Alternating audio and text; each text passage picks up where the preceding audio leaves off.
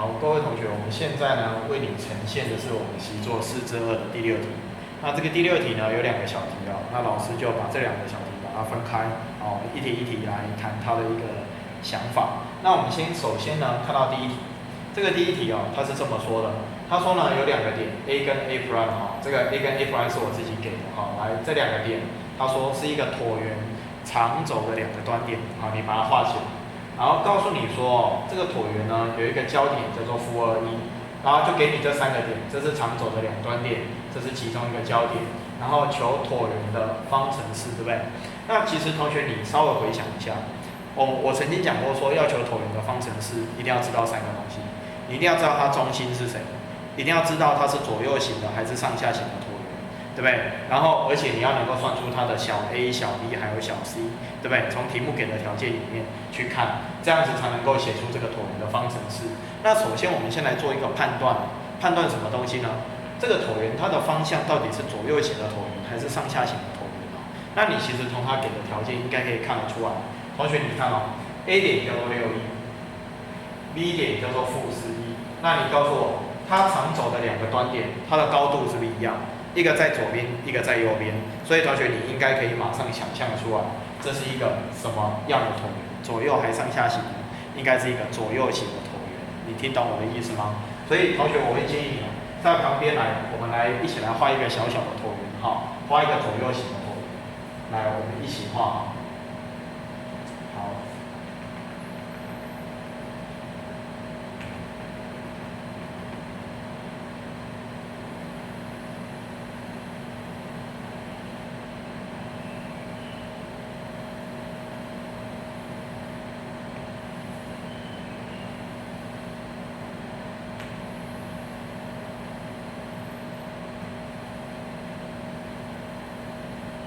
可以吗？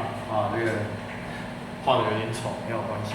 来，那这个椭圆哈，来我们看一下它的2个长轴的顶点哦 ，A 点叫做6，来 A 点在这边叫做6，好，它的 S 坐标比较大，应该在右边。那这个 A prime 在这个地方，它叫做-4多少？-11，对不对？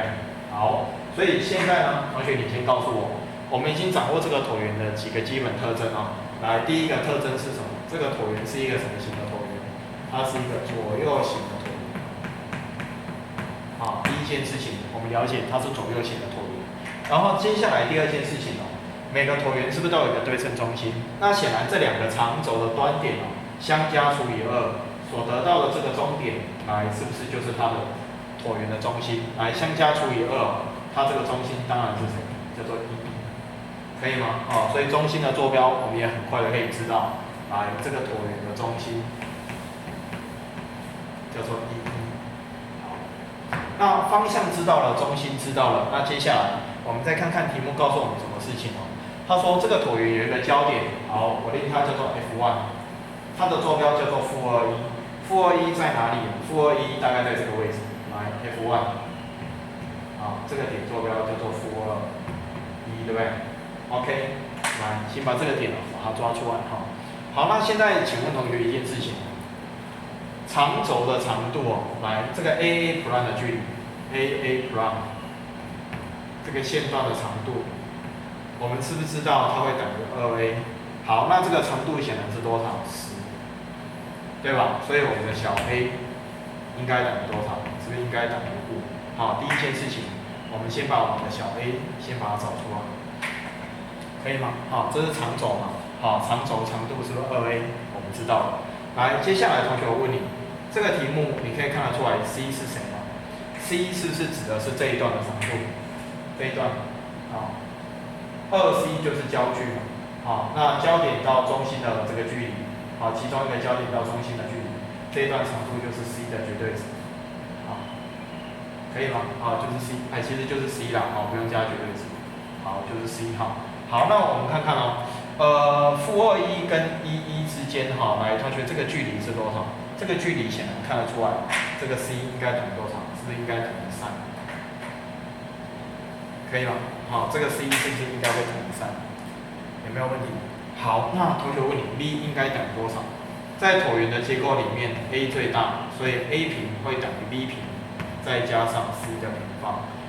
，A 等于5，C 等于3，那你马上知道 B 就等于多少 ？B 就等于4。好，这可以很快看得出来，可以吗？所以你看左右型的椭圆，中心我们也知道，然后小 a、小 b、小 c 是不是都抓出来？那我们就准备写这一题的答案哦。椭圆的结构一定会长得像这个样子，什么加什么会等于1，对不对？好，那现在请问同学，它的中心是不是在1，1？所以上面这里就写 s 减1的平方，然后这里就写 y 怎么样？减1的平方。好，那它是左右型的椭圆哦。我们讲过，左右型的椭圆是谁的下面比较大？是 x 的下面比较大，对不对？所以 x 的下面应该要摆 a 的平方，所以这里是多少？25，对吗？因为 a 最大嘛，对不对？那 y 的平方的下面啊，在 y 的下面这里应该要摆 b 的平方 ，b 的平方是多少？16。这样听懂老师的意思吗？好，那这样子的话，整个椭圆的方程式是不是就可以把它抓出来？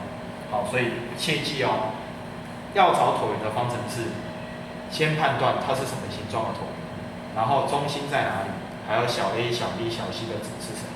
好，那这个椭圆的方程式很快就可以解决了。好，谢谢各位同学，我们这一题呢很快的就谈到这里。